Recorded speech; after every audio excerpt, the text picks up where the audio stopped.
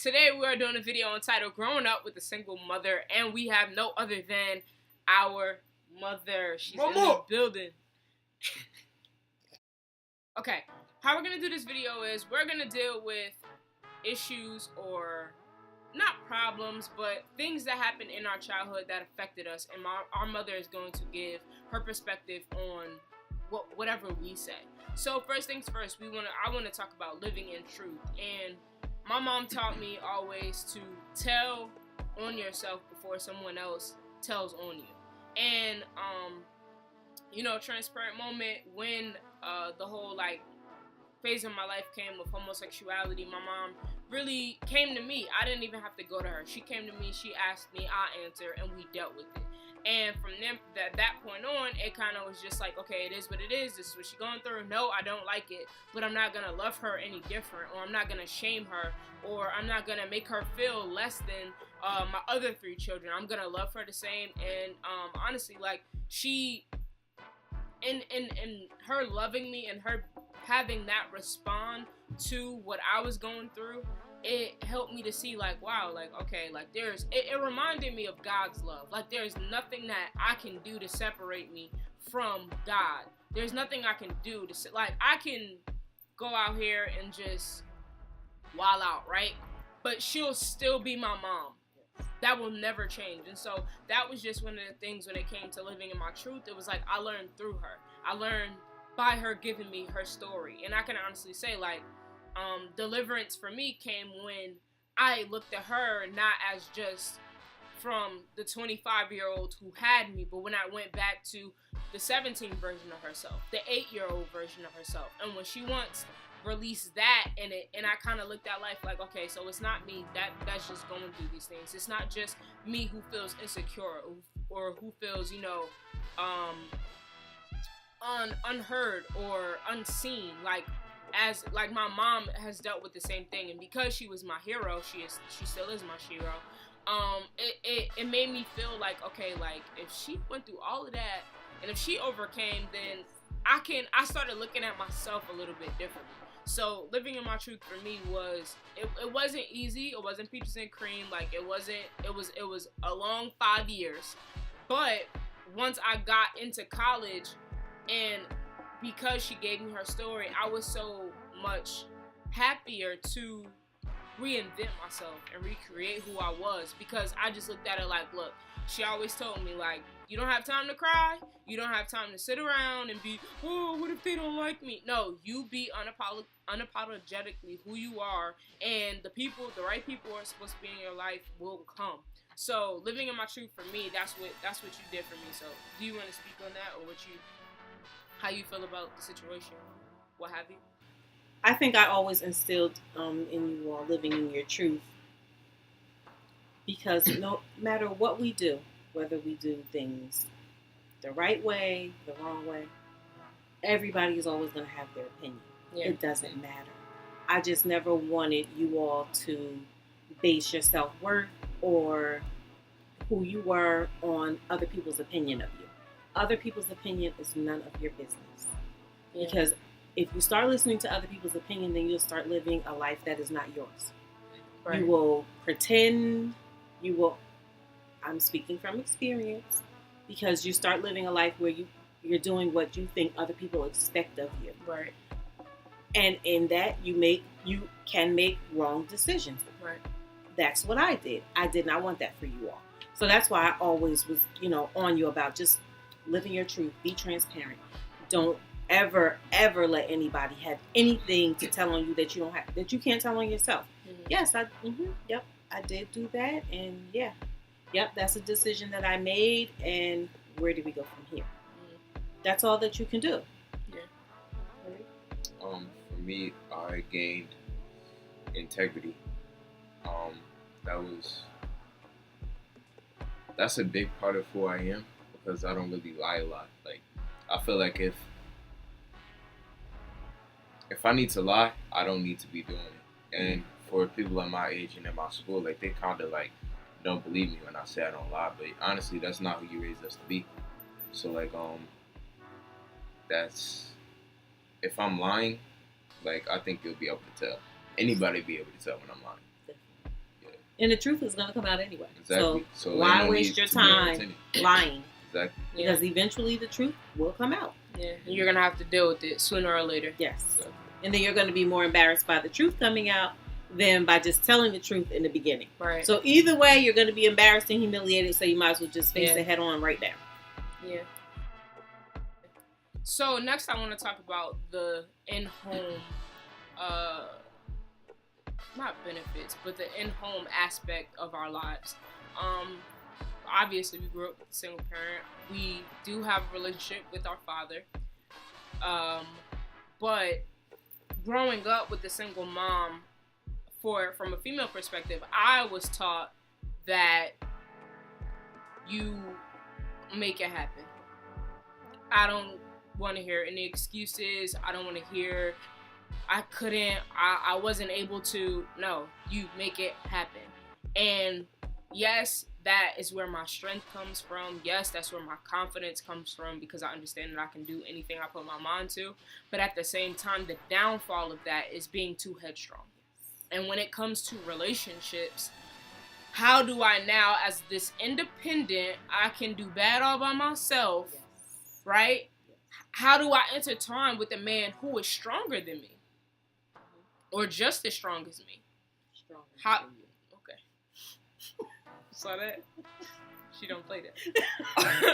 How do I deal with a relationship where he's head of the household?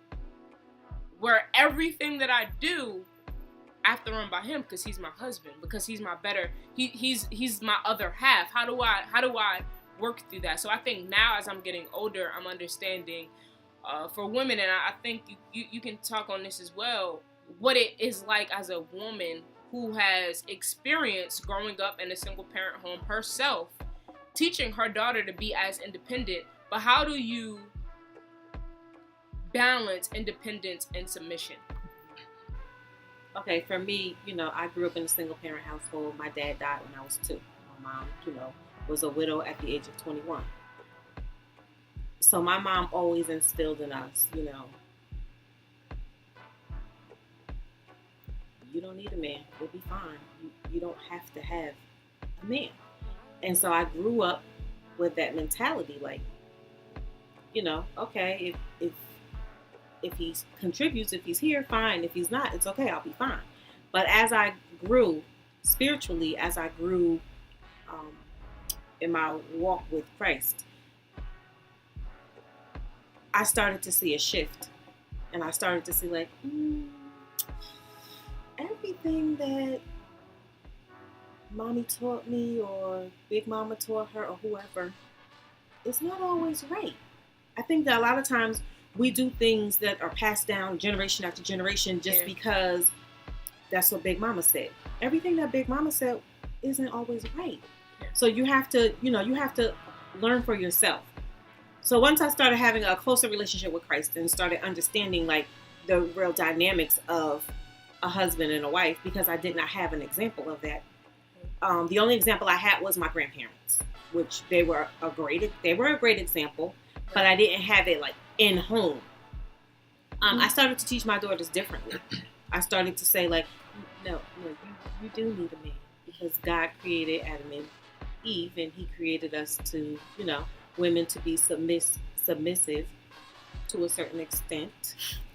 I'm not saying, everything has to be. I'm not saying women, please. I'm not saying be submissive to an abuser or anything of that sort. But I'm saying if your house right man of God. Yes. If your house is being led by the right man of God, yes, then that's what you're supposed to do. We were not born to be head of households. We were not born to be single mothers. We weren't. That's not what God intended for us. Yeah. But as single mothers, when you're put into that role, and when you put yourself into that, however you got there, you're there. You're a single mother. You take on a lot, and you become. You're right. You become very headstrong, and I was quick to say like, okay, I don't need you. I'm good. Me and mom are good over here. We will be just fine. that's not right. Mm-hmm. And I had to backtrack and say, hey, guys, like, you know, I was saying this, but, you know, this isn't necessarily right. Yeah. So I'm glad that I learned from but it's all about your personal relationship with God. Once you start having your own personal relationship, you'll learn things on your own. You can't always take what somebody says. You have to find it for yourself in the Word. It's not that I'm trying to ram the Word down your throat, but I'm just telling you how I got through, how I made it as a single parent. Yeah. These are the things and the steps that I took. Right. Period. As far as like my relationship with God, I think that it taught me like more of like to have a relationship than to follow religion. But me as a man, I feel like ever since a young age, like 12 years old, I always felt like I had to take on the duty to protect and provide for the both of you. But like I wasn't able to because I was so young. Right. So like I was kind of like lost, and like now me finding my way now, like being that there's no like structure within the household, I guess you could say, like I'm trying to find things out for myself, and it's hard because like I'm not different. I mean, I'm not like the same as every other like boy that I go to school with. Like right. I'm more mature. I pay more attention to females. I respect females way more. Like I pay attention to the color on their fingernails, like the hairstyles. That's just from me picking up things from like saying, yo. It's a husband. Yeah, but like, but not yet. Not yet. No, not yet. Not yet. But yeah, like it's more of like trying to find my way as a man and who God intended for me to be. Like how to go about certain situations. For me personally, I learned through observation. I can't learn from you telling me, but I learned from either seeing you or going down that path myself. Yeah. So seeing other male figures in my life who detoured the road that they were supposed to go on in their purpose, like I was like, all right, that's the decision that you're not supposed to make. And with Daddy, like I love Daddy because he's taught me, like, even though he didn't tell me, like he taught me to. Dad taught me to be everything that he wasn't. So even with my uncles or my brother, like I take my hats off to them because even though like they weren't the perfect men, they showed me how to be the perfect man. And that's with every person that's in my life. Like I haven't like I basically took on the parts that that either fell off of them or they gave their better parts to me, if that makes sense. Yeah. So now we're going to talk about growing up in a single parent household with the troubles of communication. So on Twitter recently, there was a tweet that went viral, and it kind of just said growing up, parents didn't apologize. They would just buy you something or just randomly act nice. And someone quote tweeted it and basically said, that's fine until we're adults and we don't know how to communicate. I think that although I was grown or fresh, I never said anything that was untrue. I never said something that didn't make her scratch her head like, like maybe I do that. It was disrespectful. I'm not telling any children to disrespect your parents. I don't believe in that. But parents, although, yes, I definitely believe that you need to correct your children, but you also need to listen to your children. Yes. Because when your children speak, children just don't speak for no reason. Definitely. They don't. They speak to, sometimes teach you things as you're teaching them. I live out the babes. Sometimes a word from God will come from a child. Unexpected. Mm-hmm. We here! What's going on? Ow! She trying bougie. She better bougie. Well, her pearls in are that her. Lavender.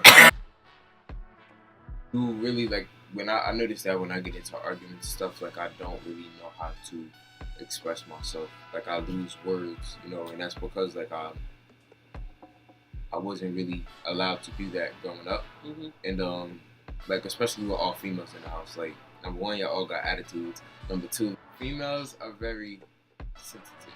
Right. I feel like, and basically, I learned that I had to watch like my tone and the way I say things and my delivery, basically, especially with dealing with me. Yeah, but more so that stage where you were so insecure within yourself. Or like So I was fragile. Exactly. Yeah. When we were younger, I wasn't the happiest. I wasn't content with who I was. I didn't know who I was, and I'm talking about teenage years. I'm not talking about 5 and 6. And so in turn, that affected my relationship with Kyrie because our older siblings were out of the house, so it was just us two. And so how did you deal with the disconnect I had, like, and how it affected Kyrie? The sibling rivalry? Right. Well, for a long time, I kind of would just say to Kyrie, if he would come to me with it, because I honestly didn't really know how to deal with it because I did not have that with my sisters at all. Like, you know, the relationship with me and my sisters kind of unhealthy, but you know, we're so close that it's unhealthy, I think, at some point. But we never fought. We didn't. But I can say that I never allowed you all to fight. No. That was we would have arguments, but it would only go so far. There was no fighting. There was no, I'm not speaking to him. I'm not speaking to her. We don't do that. I tried it. Honestly, I really didn't know how to deal with it. Most of the time, I would just say to Kyrie, that's just your sister. She just don't worry about it. Just ignore her. But then as he got older, I really started to see that it really was wearing on him. Like, it really, like, you were really mean. Right. You were extreme. You were mean to my baby. And but I think that took a toll on, like, my relationship with females. Like, now seeing it, like, when they give me, like, an attitude, I get frustrated and mad. Especially you. Like, I'm not gonna lie. Like, I think about putting my hands on you, but I feel like no. Honestly, like, that's a natural. Where have I failed? Hold on, but hear what I'm saying. Like, that's a natural reaction for a man to feel that way. But it's for a man. I feel like an important trait that you need to have as a man is having discipline. So that's a trait that I had to learn. Like, you're not going to do that. You're going to do it another way. Either you got to pray or you got to talk to everyone. But even with talking back to the subject, like, you weren't the easiest to talk to, and mommy wasn't the most understanding, or she didn't really understand, so I kind of bottled it up inside. Yes. So, like, I got angry. Yeah. And on top of, like, other situations with, like, other family members, daddy, you know, like, right. I've bottled my anger. But now I'm starting to, I'm still working on it, but, like, I'm still trying to find a way to deal with it. Yeah. So I think also for me, and siblings, like, be transparent and own up to what you've done, because this isn't just a sibling thing. This is a human being thing. Right.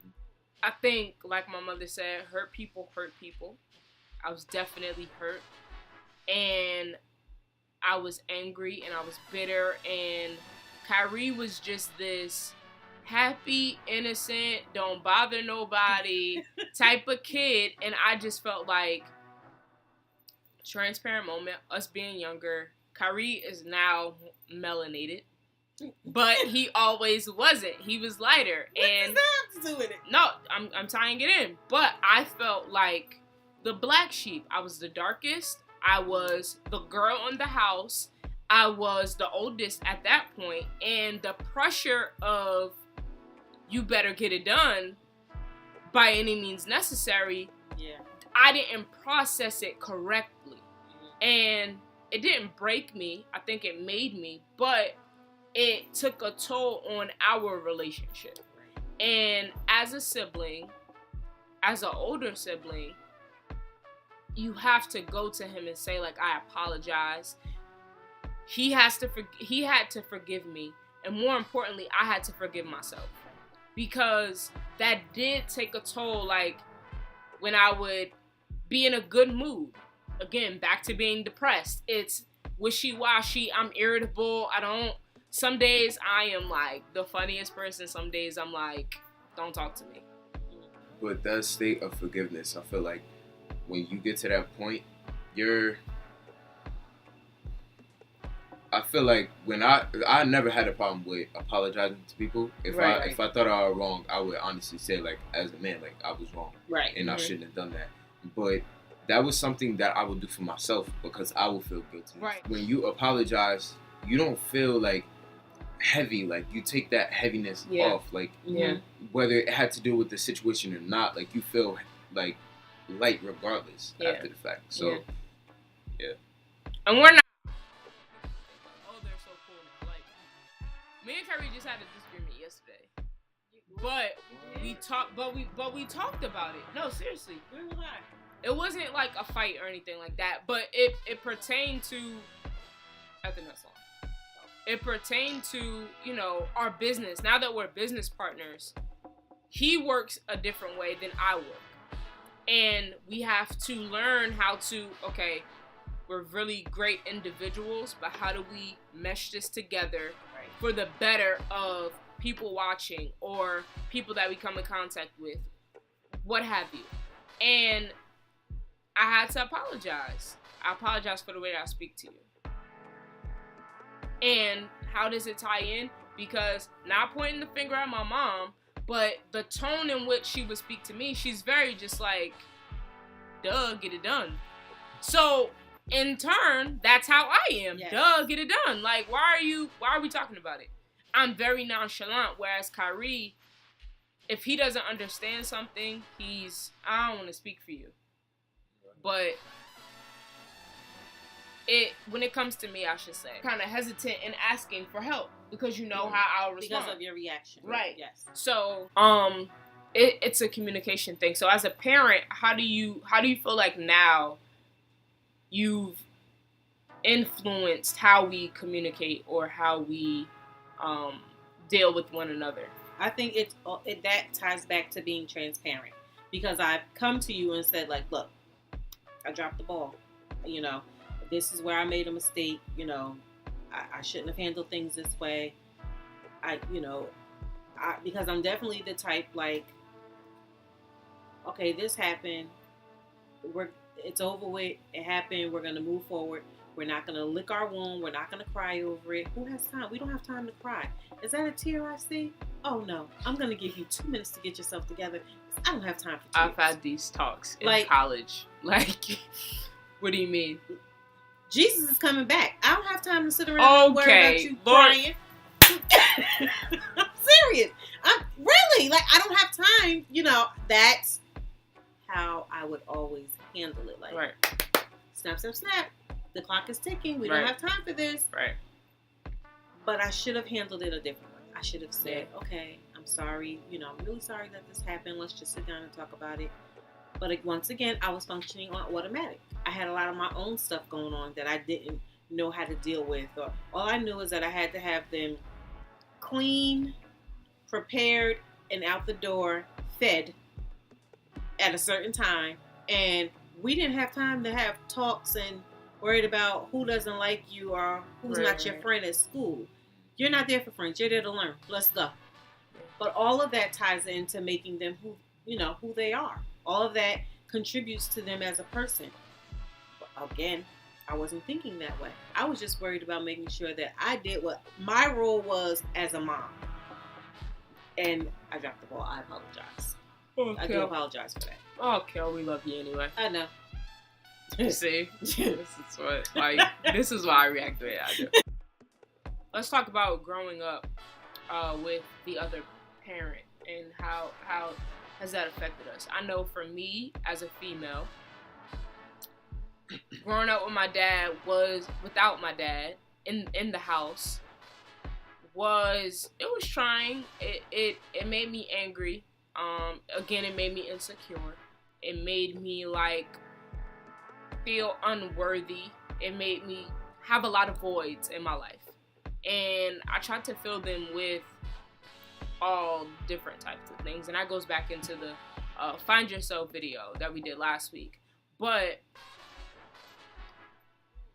even though my dad wasn't in the house, he taught me more than I feel like he could in the house, out of the house. Wow. He taught me that even though I know a lot of people say, well, children do as they see you do and not what you say to do. But with him not being there, it taught me I don't want to give that to my children. I want to make sure that my husband is a stand-up man. Not saying that my father isn't. But I want to make sure that he is emotionally, physically, mentally able to provide, spiritually, able to provide not only just a roof over our head or money to make sure that we have whatever we need, but to be an in-home, hands-on person and father. And so, my relationship with my dad is not perfect. It's not squeaky clean. But neither is my relationship with Christ. Neither is your relationship with me. There's a balance. Like, oh, yes. I see. There has to be a balance. Like, yeah. Our relationship is not... No. We have our days. We won't pets. But, again, that goes back to forgiveness. Right. Me and my mom can argue or have words, and the next moment, we're looking at each other like... You get on my nerves, and we're laughing. For me, as a man, listen to father, it was kind of like, you gotta basically become your own man, And it wasn't just me. It was Kyron too. Right. So me, I'm the type of person that learns from observation. So I basically saw I saw that me and Kyron were in the same situation, and I saw what path he took. And then I saw the path that he should have took. So I took that path. But as I went down that path, I was like, I'm by myself. Ain't nobody really here. And I can't call my dad because, the relationship ain't, as close as we would like it to be. But right. it was definitely, traumatizing, I guess you could say. Because, you, as a little kid, say, for instance, we grew up in a household with our cousins and they had their fathers. So right. when they would pick them up for football practice, I was like, dang. Yeah. And when I got in my first fight, I was like, dang. And it was kind of I didn't have that male figure that I could necessarily go to and depend on all the way. Mm-hmm. I've seen what my uncles did, my father did, my brother did, and I've seen the negatives, and then I've seen what they could have done right, and then I took that. So it's kind of I'm on the road by myself now, but I know that I'm gonna be good. I'm gonna be the man that God intends for me to be, mm-hmm. and I think that it's making me instead of destroying me. Yeah. So, how did you get to a place where it no longer mattered what it looked like? Because backstory, it took a while to get here. Definitely. And I can say I lived for other people. Definitely. We agree. We all did. What was the moment that you were like, I'm not doing this anymore? It's taking too much out of me. What was that turning point for other mothers? Or do you feel like you can share with other mothers that point where you're like, yeah, no, we're not doing this anymore? For me, I think it was, it became exhausting. It became exhausting to get up every morning and put on this mask and pretend like everything was fine. I had it totally together. I was just great mom, this great single mom. Single moms rock. We do. However, one day I just was sitting there and I'm like, I'm exhausted. I'm tired. Yes, you're a single mother. This is the card that you were dealt. But you don't have to continuously prove to everybody that you're this great single mom. Like, how long is this going to be your story that you're this great single mother?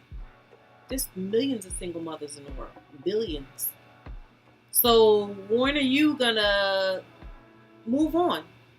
Because at the end of the day, your kids are getting ready to be grown. When they're both in college, you're still gonna be proud single mom? No. So I finally just got to the point where I was exhausted, and I was like, okay, you know what? I will no longer try to prove myself to anyone, try to make up for the fact that I am a single mom, try to make up for the fact that, you know, I had past relationships that failed, that didn't work. I have to get me together. Yeah. And the only way that I can do that is for me to strengthen my relationship with Christ. So I just really started working on me. I kind of like just pulled back from everything and everyone, just focused on me. Had to change like circle of friends and things, you know, just you outgrow people. You're not on the same page anymore. You know, if you're sitting around a whole bunch of bitter single mothers who are kicking the kids' dads' backs in, that's gonna be your story forever. Yeah. So not to say that I was, but I just found that I was moving forward. I wanted to do better. I wanted to be something more than God did not just create me to be a mother. Like, they're getting ready to be adults. Really, she's an adult already. He's the last one. Okay, Kelly. So now where do you go? Now what are you gonna do? Now what's gonna be your little hashtag on Facebook now? Because your kids are grown and nobody is caring about Single Moms Rock. So I really had a conversation with God, like, Lord, I'm over this. I'm not going to keep putting this mask on like everything's hunky-dory and everything's great, because it's not. It's not. Yeah. I'm not perfect. My children are not perfect. And I also never wanted people to think like, she's supposed to post stuff about her kids like they're so great. Like they're so... I'm happy and I'm proud of my children because of everything that we have overcome. And because they have every excuse in the book to be a statistic. A different statistic, because they are statistics, because they are from a single parent home, but they could be a different kind of statistic, and I'm just thankful that they're not. You know, all praises to God for that, for being my strength, for being my everything, because when all else failed, and you know, I have a great support system with my sisters and with my mom, but when all else failed and it was in the middle of the night, it was just me, the pillow, and Jesus, and it was just like, Lord, I need you to get me through. I need you to help me. I need you to show me how to do what needs to be done. Yeah. And I did it. And I'm proud of you guys. I think that you guys are great. You're great kids. You're phenomenal. And I don't say it a lot because I'm not mushy. You know, I'm a little rough around the edges. But I am. I am proud of you. I'm very, very proud of you, because you could be doing a lot of other negative things and you're not. First love. Single mothers, please do not badmouth or bash the children's fathers. You chose him. Whatever he is, whatever he does, it was your choice. It's not those kids' fault. Yeah. That was a choice that you made. They shouldn't have to pay and hear, you're just like your father, you gotta be there. No, because that's one thing that I never did. Never badmouth, ever.